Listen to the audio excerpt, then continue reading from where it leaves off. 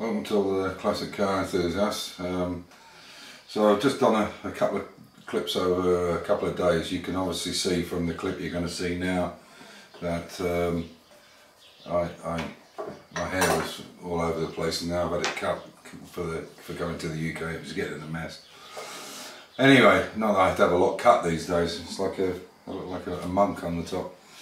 Anyway, so in this little couple of short clips here, I've done showing the repair panel, the M-Machine repair panel. The only issue I've actually come up with these panels is because of the way they're made, where the inner sill goes right up to where the gusset is, that's got the bracket to hold the subframe in place. So if you weren't changing the heel board, the heel board itself, it would be quite tricky, and I'm going to show this tomorrow.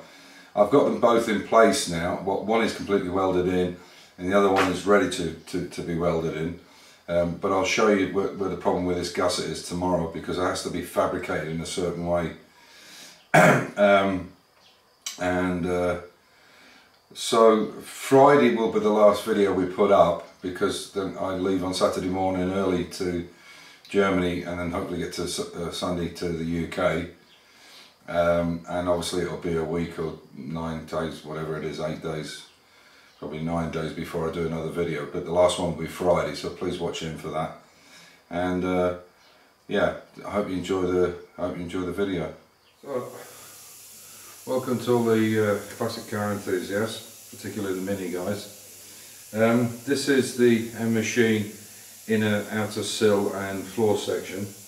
And I'm just preparing it tomorrow to go on tomorrow. One side is done, and I'm just preparing this one now. This is the new tool I bought, the flanging tool. Sorry, Dad. It's for either punching holes in these flanges or returned edges, or actually making a returned edge like a flanged edge so that two pieces can go across. The reason I've done that is I'm not so keen on the overhang, because you can cause problems unless it's treated correctly, with getting rust in between them. But on a floor section, this is the way to make it very strong, and it'll stop it. If you try to butt weld it, two things will happen. One is that because it's very thin steel, it will warp easy and you'll blow through quite easily, and you're constantly having to put copper under it to get it through. So with having a returned edge on it, you've got 2 layers of steel, which will be much stronger.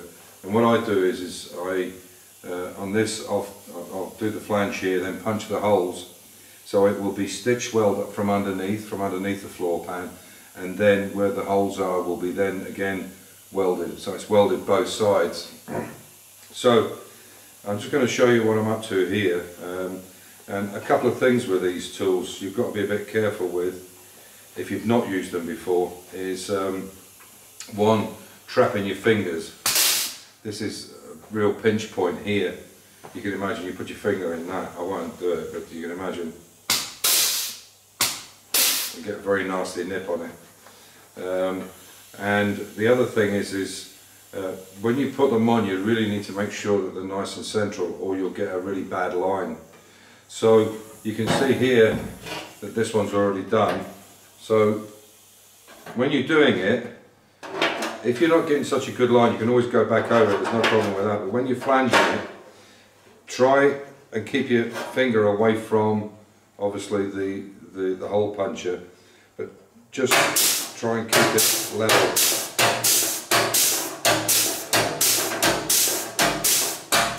And obviously, I've done this already, but obviously as you're doing it, make sure you overlap it, otherwise the edge is not going to be so nice. So what I'm going to do is I'll do this one here. I'll do this one here so you can see it. So you want to keep it nice, and you don't want it up at an angle, otherwise it won't be square.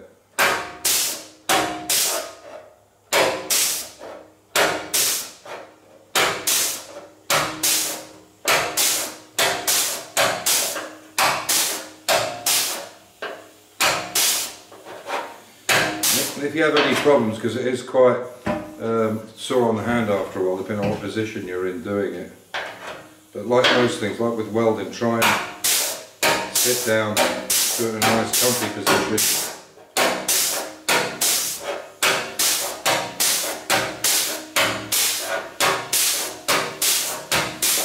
And then obviously, when it's all finished, then I'll go around and actually punch the edges. But obviously the edge is much, you need to come to the edge first. And so on. So, yeah. And make sure when you're using these tools, put a drop of oil down them on a regular basis, because they'll last much longer, especially with air, you get water in it and so on. So this one will go on tomorrow, and we'll go from there. Very impressed with these panels, nicely made. Little bit of distortion at the end, which you would expect. This is quite a deep ridge. This is they put these in for strengthening. You can imagine if the floor was flat, it would just kink up and down. So I'm going to show you some other stuff that I've got here. The reason this is so heavy, it's got sandblasted media in it. I'm going to show you now one of the doors, or the door frame. So as you can see, this is one of the door frames. It's going back on the Mini, and actually the lock part and the hinge part is in very good condition, but the bottom's pretty bad. So when I come to England, I'll buy a new section for there. We could repair it, but to be honest, it's just as quick to put the whole thing back on again, put a new one on. So we'll put a new one on there, and I've got the new skins already.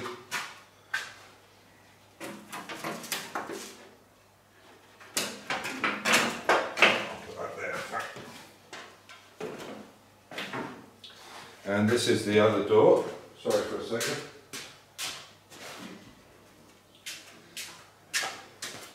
This is the other door. Now, we've checked this over. When the Mini was bought, this was given as a spare door. There's a couple of bits here that need fixing up, but generally it's in pretty good condition. And by the time we sandblast it, it's not even going to need a door skin. But I have a second one in case there's any issues. So you can see we've got this side in. We haven't welded it, but we've got the lip right there.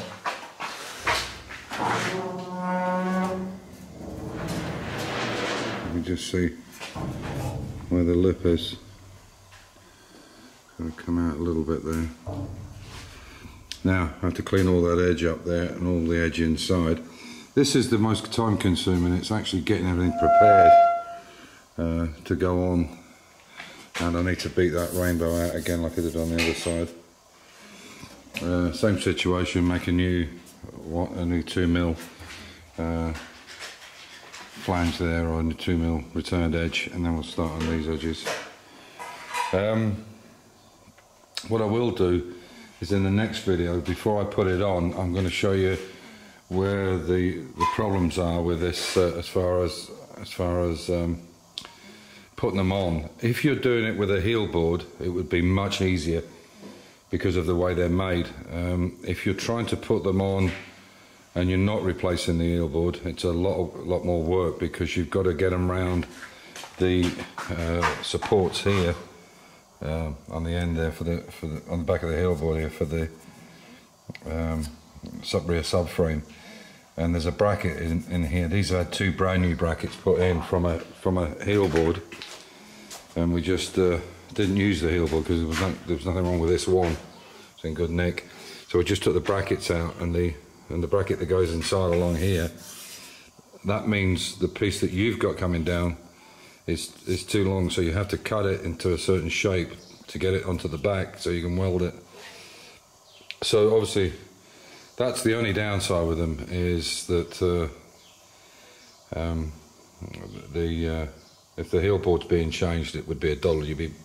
You'd probably put them in first and then attach the heel board afterwards. As I say, that's the only downside I can see with them. But the fit's really nice. Really happy with them. So it's late now in the day, so we'll fit that in properly tomorrow, and then we can work on this steadily till Friday. And Amir's doing his very last priming job outside, because obviously it's got to go back on Saturday, so we had to do it. So you can see everything's on, it's all painted. The bonnet, show you the bonnet. That looks nice. And there's the new, that's the new captive there. That's the new captive, that one there. He's welded that in. So there is a bit of finishing work to do, but his paint spray can do that. You can see in that bonnet inside where it's creased on the inside. It just needs but the whole bonnet's coming apart again, so getting it to fit absolutely precisely, there's real no point to it, because he's going to take it apart anyway. And he can clean up all the Sikaflex edges and so on. And these panels, this one here and this one over here, it's being replaced anyway. And then all the finishing work can be done in the centre there. Just put a bit of filler over it, it'll do the job. Don't need to lead load it. In fact, on that nose cone you can't see the bit on the front because of the cowling that goes in the way. So anyway, so there you are. She's looking nice, and yeah, unbelievable to what it was. I mean, it was like a Swiss cheese. Well, you guys saw it if you were watching then. You can see how much nicer it looks now. It really was quite a mess. Anyway, so that's it for today.